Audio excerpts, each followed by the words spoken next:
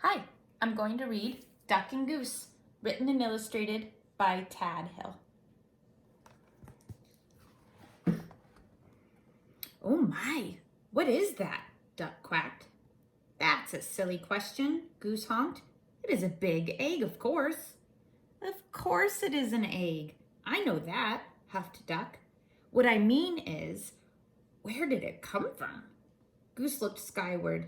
He looked to the river. He looked to the fields. He thought very hard. Who are you? He asked finally. I, said Duck, puffing out his feathered chest, am the one whose egg this is. I saw it first. Goose quickly raised one webbed foot. It's mine. I touched it first.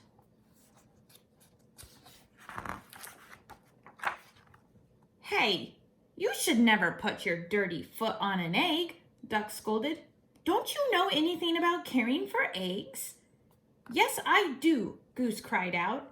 Stop yelling, Duck yelled, then whispered forcefully. Don't you know that you and your screaming are very likely disturbing the baby bird who is trying to take a snooze inside this egg? Goose wished that Duck wasn't right. He lowered his head and whispered softly, I'm very sorry. Go back to sleep in there. My, that's quite a beauty you have, called a bluebird from across the river. Thank you, it's mine, quacked Duck. Actually, it's mine, honked Goose. Thank you. So, asked Duck, what do we do now? We should do something, suggested Goose. Yes, you were right. Good thinking, agreed Duck. Like what? Duck and Goose each thought. So Duck has signs that say no honking, duck's egg, no geese allowed. And Goose has signs that say absolutely no quacking in this area. Quiet, please, no ducks beyond this point. Well, we must keep the egg warm until the fuzzy little occupant is ready to come out, said Goose. Excellent idea, exclaimed Duck. He pushed past Goose. Step aside and I shall do just that. But Goose was quick too. After a flurry of fussing, grunting and groaning, slipping and sliding, honking and quacking, Duck and Goose found themselves back to back. Scoot over, I don't have any room, complained Duck. You are much closer to me than I am to you. Stop yelling in my ear, Goose. Shh, Goose hushed, pointing at the round thing beneath them. Yes, yes, yes, we must remember. Quiet, quiet, quiet. We mustn't disturb the little one.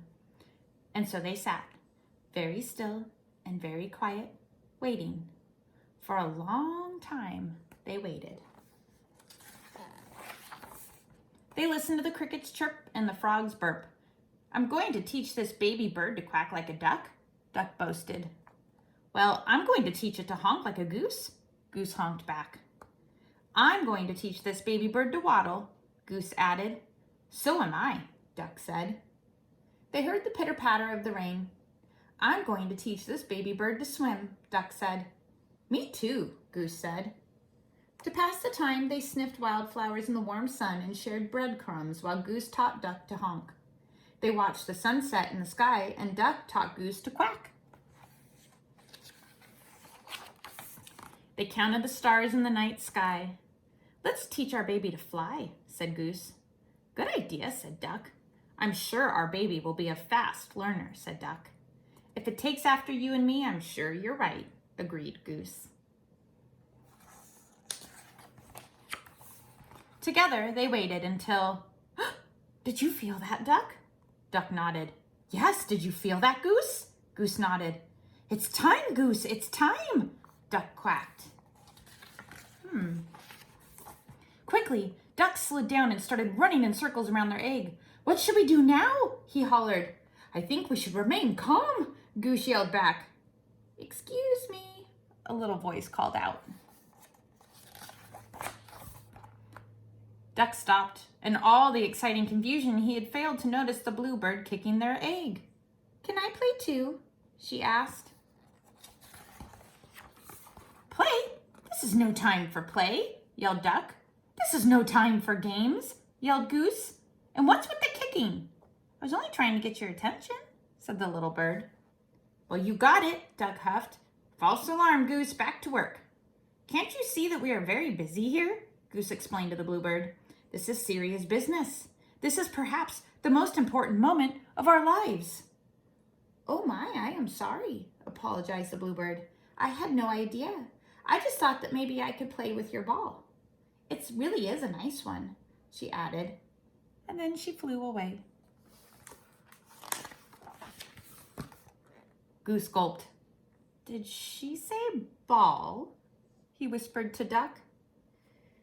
You know, I did have my doubts, Duck finally said. It is a bit squishier than most eggs I've seen. Yes, and I must say, I was somewhat suspicious of those big dots, Goose admitted. It may not be an egg, but it is lovely. Oh, absolutely, Duck, Goose agreed. It's a keeper. As the crickets chirped, the frogs burped, and the grass swayed in a gentle breeze, Goose quacked and Duck honked, and the ball bounced, rolled, and sometimes even flew.